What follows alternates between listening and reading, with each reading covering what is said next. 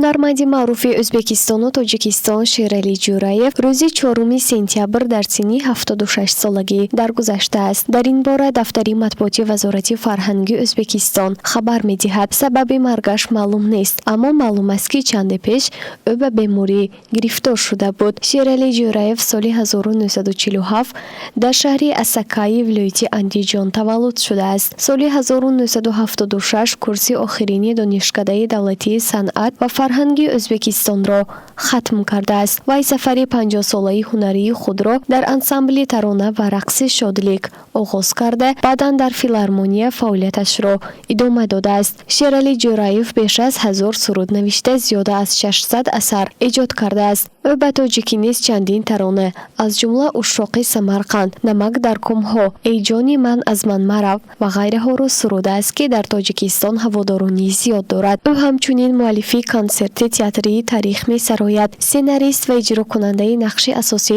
дар филми бадеии Шералӣ ва Ойбарчин мебошад. Маврид ба зикр аст, ки Шералӣ Ҷӯраев унвони фахрии ҳунарманди мардумии Тоҷикистонро соли 2018 дарёфт кардааст. Ин унвон ба ӯ аз тарафи президенти ҷумҳурии Тоҷикистон муҳтарам Эмомалӣ Раҳмон барои саҳми арзандааш дар таҳкими робитаҳои фарҳангӣ супорида шудааст. Соли 2022 президенти ҷумҳурии Ӯзбекистон Шавкат Мирзиёев ба муносибати 75-солагии Шералӣ Ҷӯраев ба Овозхон ордени Эл-Юрт ҳурматӣ тақдим кардааст. Ҳамзамон Шералӣ Ҷӯраев барандаи ҷоизаи давлатии Ӯзбекистон ба номи Алишер Навоӣ низ гардидааст.